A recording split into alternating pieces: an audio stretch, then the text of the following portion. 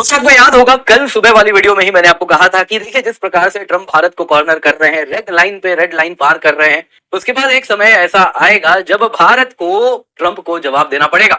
दोस्तों किसने सोचा था? कल ये वीडियो मैंने बनाया है और रात तक में ही आपने इसका दर्शन भी कर लिया। हुआ क्यों दोस्तों? कल रात को करीबन 8 बजे की बात है। ट्रम्प के लिए सुबह थी। सुबह उठे और पहला ट्वीट उन्होंने भारत पर किया, जिसमें भारत पे अलग अलग प्रकार के आरोप लगा दिए। जैसा आप देख सकते हैं, ये इन्होंने अपने वो जो उनका देसी ट्विटर है, क्या कहते हैं उसको, ट्रुथ सोशल, उसमें इन्होंने कुछ इस प्रकार का ट्रुथ सोशल, अब ट्वीट तो नहीं कहेंगे, पता नहीं जो भी है, लिख दिया, जिसमें उन्होंने कहा कि देखिए भारत तो रूसी तेल खरीद के कितने मासूम यूक्रेनियंस के खून से सना हुआ तेल है जो भारत खरीद रहा है, भारत को कोई परवाह नहीं है कितने यूक्रेनियन नागरिक मारे जा रहे हैं, और इसलिए भारत के ऊपर ट्रम्प टैरिफ लगाएंगे। अब दोस्तों ये कहना था, और कुछ घंटों में, जी हाँ दोस्तों, मानो जैसे हमारी एमईए इंतजार कर रही थी, कुछ घंटे बीते और यहाँ पे एक ब्रूटल रिप्लाई हमको देखने मिला है एमईए से। आज तक का दोस्तों हार्शेस्ट रिप्लाई है। दोस्तों बात सिर्फ इतनी नहीं है, इंडियन आर्मी से भी जवाब आया है। इंडियन आर्मी, आप देख सकते हैं उनका ऑफिशियल ट्विटर हैंडल है, उसने यूएस को आईना दिखाया। एमईए ने तो जिस प्रकार से धोया है, यूएस एंड ईयू दोनों के हिपोक्रेसी को एक्सपोज किया है, जिसमें भारत ने साफ साफ कह दिया हमको क्या करना है आप कृपया करके ना बताएं, वी आर सोवरेन पावर, हमें मालूम है हम क्या करना है और क्या नहीं करना है, आप हम ये डिसाइड नहीं करेंगे।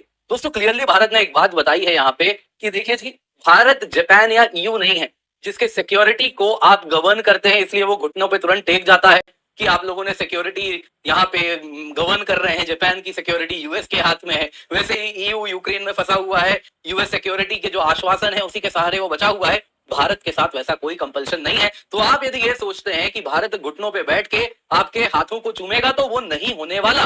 तो एक दोस्तों यहाँ पे ट्रंप के लिए बहुत बड़ा मैसेज है। तो क्या हुआ है, जैसा आप देख सकते हैं दोस्तों, डोनाल्ड ट्रंप ने ट्वीट किया और उसके बाद क्या हुआ, उसके जितने भी पिट्ठू हैं ट्रुथ सोशल के, उनके उस मैसेज पर ट्विटर पे एक्टिव हो गए। आप देख सकते हैं यहाँ पे वहां की पॉलिटिशियन है बोलने लगी H1B वीजा इंडिया का बंद कर दीजिए, अमेरिकन जॉब्स वो खा रहे हैं और इससे इंडिया के लिए बहुत बड़ा लेसन होगा। दूसरे यहाँ पे लिंडसे ग्राहम आ गए, ये आके बोलने लगे ऐसा करते हैं ना जी, इंडिया को एक कीमत अदा करवाते हैं क्योंकि यूक्रेन में जो खून बह रहा है उसमें भारत की वजह से वो बह रहा है। अब दोस्तों ये कैसी हिपोक्रेसी है, और एग्जैक्टली यही भारत ने अपने एमईए ने जो हमारे एक्सपोज किया है वही बताया। Harshest ever response. आज तक अगर आप देखें तो ट्रंप वन साइडेड बराज करते थे, कोई जवाब नहीं दिया जाता था, कुछ वैसे ही डील किया जाता था कि एक मानसिक रूप से कोई अगर कुत्ता है, जैसे पागल कहते हैं आजकल, पागल कुत्ता, तो वो यदि भौंक रहा है तो भौंकने दो, कुछ टाइम बाद अपने आप चला जाएगा। तो अब तक वही अप्रोच था, लेकिन अब इस अप्रोच को पार किया गया। अब अगर आप देखें तो इस प्रकार से कहा गया कि देखिए कि कहीं ना कहीं आपको तो जवाब दिया जाएगा, और जिस प्रकार से एक्सपोज किया यूएस को भी,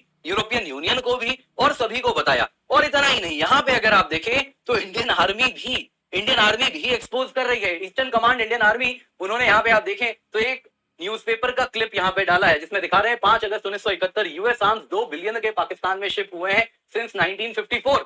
और यहाँ पे इन्होंने ये बताया कि जब बांग्लादेशी जेनोसाइड हो रही थी, मिलियंस ऑफ हिंदूज बांग्लादेश में मारे जा रहे थे, परसिक्यूट हो रहे थे, तब आप उनको वेपन्स देते थे। So much for human rights, so much for the loss of life, जिसकी आप बात करते हैं। जहां तक बात है, आप पाकिस्तान को वेपन्स देते रहे, आज भी देते हैं, और अब जेनोसाइड आज भी पाकिस्तान में जो हो रहा है उसमें आपके हाथ लिप्त हैं। कुछ इस तरफ इशारा किया है। दोस्तों यहाँ पे आपको देखने वाली बात यह है, एमईए ने कहा जो आप हमें कॉर्नर कर रहे हैं तेल लेने पे, ये जो हमने तेल खरीदा है इसमें आप हमारे साथ थे।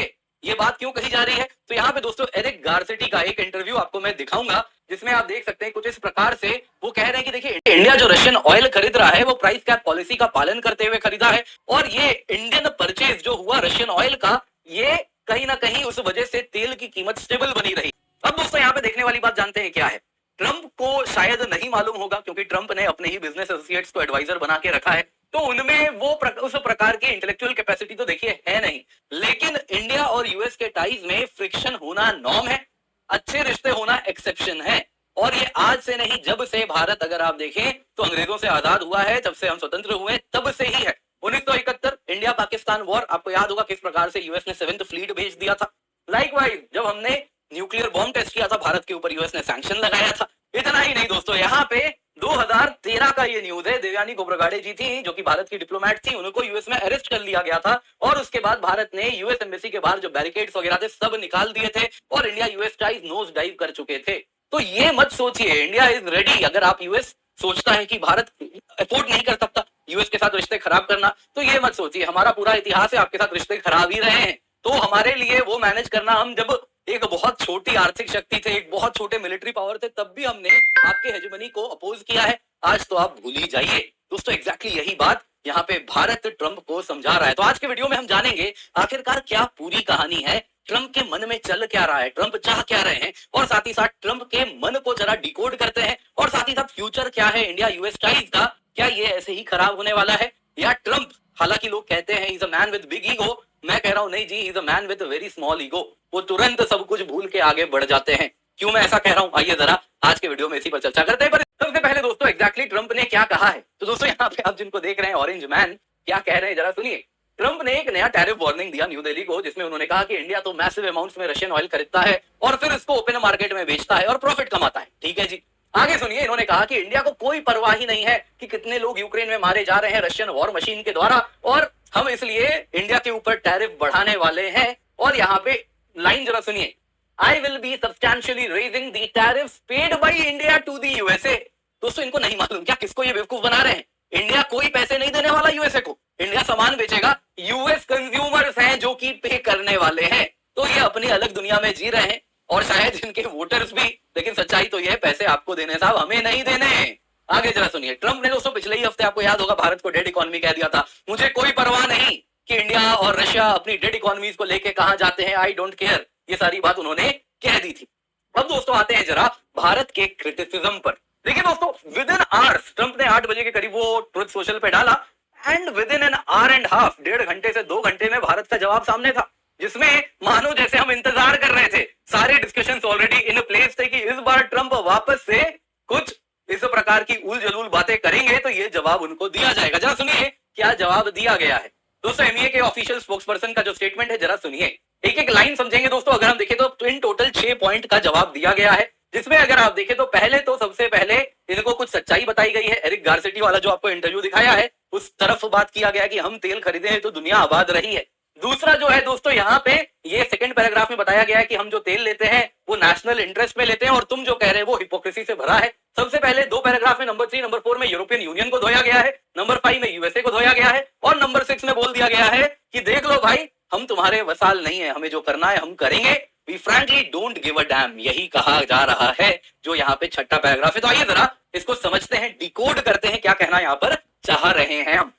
भारत को टारगेट किया गया है यूनाइटेड स्टेट्स और यूरोपियन यूनियन के द्वारा, क्योंकि हम रशियन ऑयल इंपोर्ट करते हैं जब से यूक्रेन कॉन्फ्लिक्ट शुरू हुआ है तब से। सच्चाई तो यह है भारत ने रशिया से तेल खरीदना तब से शुरू किया जब हमारे जो ट्रेडिशनल ऑयल सप्लायर्स थे वो यूरोप की तरफ डाइवर्ट हो गए। नतीजा ये हुआ हमारे पास ऑप्शन नहीं था, वो सब अपना तेल सऊदी अरेबिया यूएई यदि यूरोप को बेचेंगे तो हम कहां से खरीदेंगे, तो वही ऑप्शन था। उस वक्त यूएस ने हमें इनकरेज किया था, कहा था कि इस प्रकार के इंपोर्ट्स आते हैं तो उस वजह से ग्लोबल मार्केट में स्टेबिलिटी बनी रहती है। दोस्तों ये एरिक गारसेटी वाला इंटरव्यू जो आपको मैंने दिखाया उसी की बात हो रही है। नंबर 2, इंडिया के जो इंपोर्ट्स हैं इसके द्वारा predictable and affordable energy cost भारतीय कंज्यूमर के लिए बना रहता है, और ये ग्लोबल मार्केट सिचुएशन के अनुसार भी नेसेसिटी है। लेकिन ये बड़ी अजीब बात है, वो देश जो भारत को क्रिटिसाइज कर रहे हैं वो स्वयं रशिया के साथ ट्रेड करते हैं। हम तो जो ट्रेड करते हैं वो नेशनल कंपल्शन है, मजबूरी है, लेकिन तुम्हारा ट्रेड कोई मजबूरी वाला नहीं है। वो चीज जो तुम कहीं से भी ले सकते हो तुम वो फिर भी रशिया से ले रहे हो और हमें प्रवचन दे रहे हो। जरा सुनिए, सबसे पहले यूरोपियन यूनियन को किस प्रकार से यहाँ पर क्या कहें, अब क्या किया गया है आप ही बता दीजिएगा, मैं तो बोल नहीं सकता। तो यूरोपियन यूनियन को कहा गया 2024 में तुम्हारा बायलैटरल ट्रेड रशिया के साथ था 67.5 बिलियन यूरो इन गुड्स, इसके अतिरिक्त सर्विसेज का ट्रेड था 17.2 बिलियन। तो तुम्हारा जो ट्रेड है वो भारत के टोटल ट्रेड विद रशिया से कई गुना अधिक है।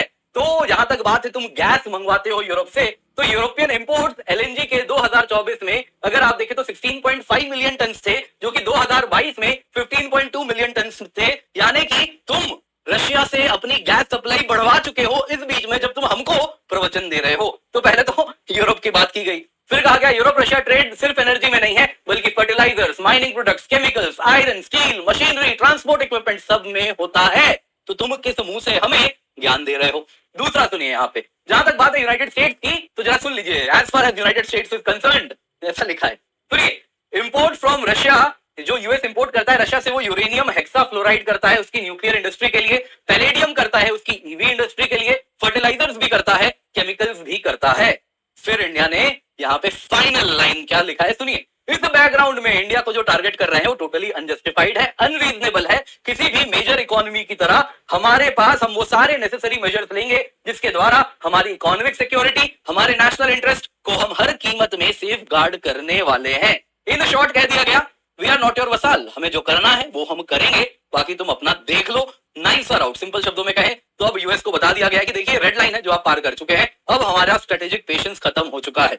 देखिए दोस्तों, किसी भी दो देशों में ना जो रिश्ते होते हैं उनके कई आयाम होते हैं, मल्टीपल डायमेंशन होते हैं। सिक्योरिटी डायमेंशन होता है, कल्चरल डायमेंशन होता है, इकोनॉमिक होता है, डिप्लोमेटिक होता है और ट्रेड भी होता है। अब एग्जांपल लेते हैं, इंडिया श्रीलंका की बात करते हैं तो हमारे जो डायमेंशन है रिलेशनशिप के, हाईएस्ट प्रायोरिटी हम कहें कि नहीं जी श्रीलंका के साथ ट्रेड का होना चाहिए, तो नहीं चलेगा। श्रीलंका एक छोटा सा देश है, हम बड़े से देश है, हमारे ट्रेड डायमेंशन इसी प्रकार से होंगे कि जिसमें हमको उनको मैग्नानिमिटी यानी बड़प्पन शो करना पड़ेगा और उनके लिए अपना मार्केट ओपन करना पड़ेगा, लेकिन बदले में बाकी डायमेंशंस में हम चाहेंगे कि वो कुछ कॉम्प्रोमाइज करें, जैसे कि सिक्योरिटी, डिप्लोमेटिक, कल्चरल टाइज। हम चाहेंगे, कभी भी नहीं चाहेंगे कि चाइना वहां पे आके पोर्ट बना ले और साथ ही साथ पाकिस्तान के जहाज भी वहां से गुजरे, पाकिस्तान के साथ तुम ज्वाइंट एक्सरसाइज करो, ये हम कभी नहीं चाहेंगे। बदले में तुम्हें हम अपना मार्केट देंगे। तो ये दोस्तों ट्रेड ऑफ होता है। इस प्रकार से जियोपॉलिटिक्स रन होती है। अलग अलग डायमेंशंस को जिसके पास जो है उससे वो ले सकते हैं और जो दे सकते हैं वो दिया जाता है, ये गिव एंड टेक है। लेकिन ट्रंप के साथ ऐसा नहीं है। ट्रंप के साथ दोस्तों सब कुछ, पूरा जियोपॉलिटिक्स उन्होंने ट्रेड टाइज के इर्द गिर्द घुमा दिया है, सब कुछ कॉमर्स से बांध दिया है। उनका पूरा रिश्ता, फिर वो भारत के साथ हो या मोगादिशु के साथ हो, वो एक ही आयाम है, कितना ट्रेड हो रहा है।